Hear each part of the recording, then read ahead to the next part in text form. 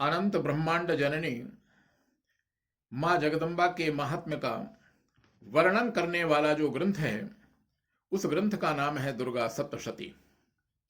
दुर्गा सप्तशती में एक श्लोक आता है, या देवी सर्वभूतेषु शक्ति रूपेण संस्थिता नमस्तस्यै नमस्तस्यै नमस्तस्यै नमो नमः।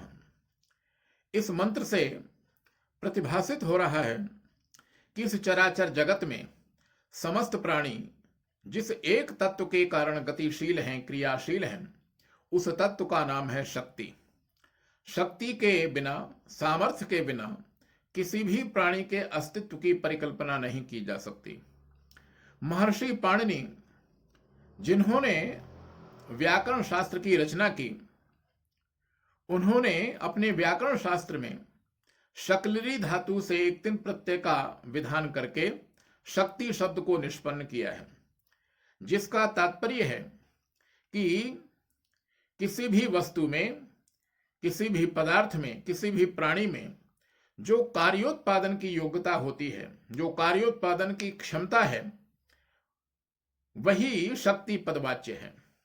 और ये शक्ति तत्व इस चराचर जगत के संपूर्ण पदार्थों में चेतना रूप से विद्यमान है।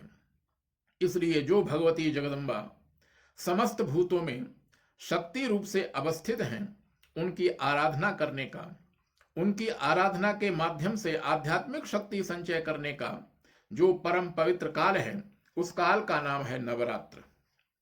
नवरात्र शब्द का तात्पर्य है नवानाम रात्रिणाम समूहः नवरात्रः, अर्थात 9 रात्रियों के समूह से युक्त जो काल है, उस काल का नाम है नवरात्र। ये नवरात्र वर्ष में 4 बार आते हैं। नंबर 1 चैत्र में, नंबर 2 आश्विन में, आषाढ़ में और माघ में।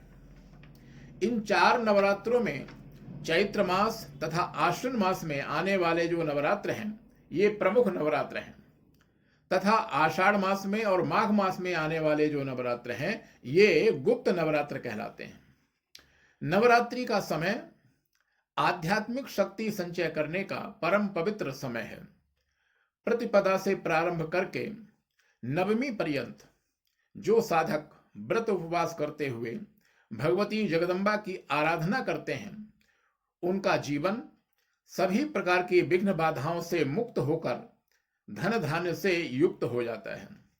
इसलिए दुर्गा सप्तशती के 12वें अध्याय में भगवती ने स्वयं कहा है, सर्वा बाधा विनिर्मुक्तो धन धान्य सुतान्वितः मनुष्यो मत प्रसादेन भविष्यति न संशयः। मां भगवती का कथन है कि मेरे जो भक्त, जो साधक एकाग्र चित्त होकर के मेरी आराधना करते हैं, उनका जीवन सभी प्रकार की विघ्न बाधाओं से मुक्त होकर के और धन धान्य से समन्वित हो जाता है। इतना ही नहीं, जो भक्त दुर्गा सप्तशती के माध्यम से मेरा स्तवन करते हैं अथवा दुर्गा पाठ का श्रवण करते हैं, उनका जीवन भी निष्पाप हो जाता है। मां की कृपा से उन्हें आरोग्यता प्राप्त होती है। और वर्णन आता है दुर्गा सप्तशती में कि श्रुतम हरति पापानि तथा आरोग्यम प्रयच्छति।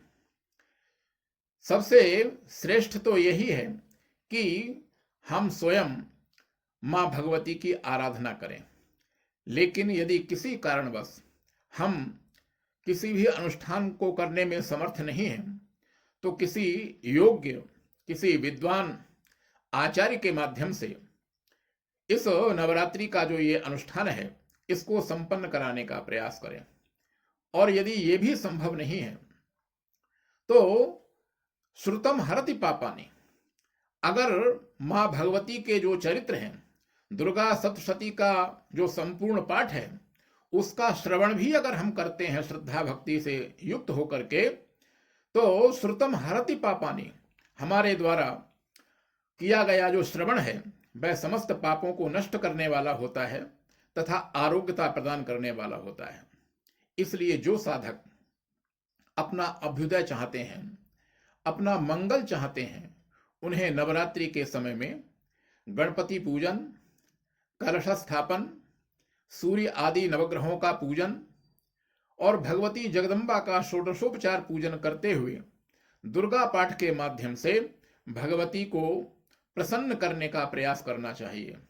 इसलिए शास्त्र भी कहते हैं, श्रेयो लिप्सु तपः कुर्यात्। जो साधक, जो भक्त अपने जीवन में श्रेय की कामना करते हैं, कल्याण की कामना करते हैं, उन्हें अधिक से अधिक जप तप आदि करना चाहिए। क्यों? तपसा किम न सिद्ध्यति।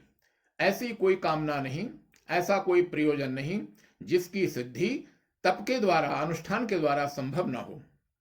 जो साधक अपने जीवन में कल्याण चाहते हैं, उन्हें नवरात्रि जैसे दुर्लभ समय का सदुपयोग करते हुए अधिक से अधिक जप तप करते हुए अनुष्ठान संपन्न करना चाहिए, साधना करनी चाहिए तथा अपने जीवन को आध्यात्मिक शक्ति संपन्न बनाने का प्रयास करना चाहिए।